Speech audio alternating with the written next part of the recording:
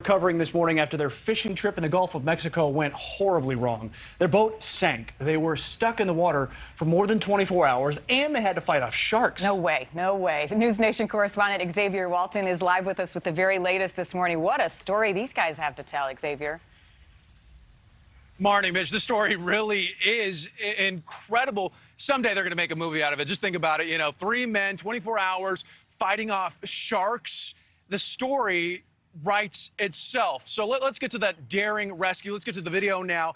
You see one boater being pulled up into the helicopter. The Coast Guard says, you know, these guys were in the water for more than 24 hours. Rescue crews searched an area about 1,200 square miles. I mean, for perspective, that is just slightly larger than the state of Rhode Island.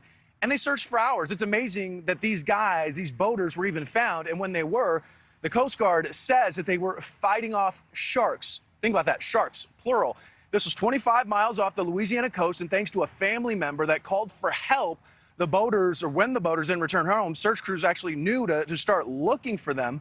Authorities say 2 of them were bitten on the hands by those sharks, but are stable. All 3 are being treated for hypothermia at a hospital in New Orleans. But Marnie, I mean, you said it there at the top. These guys are lucky to be alive. When you hear just this story, and kudos to the Coast Guard for being able to locate them and then lift them to safety. Marnie, it really is amazing.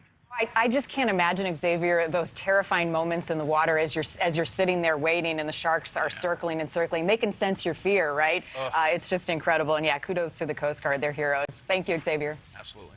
Thank you for watching. Go to newsnationnow.com to find NewsNation on your television provider. And don't forget to click the red subscribe button below to get more of NewsNation's fact-driven, unbiased coverage.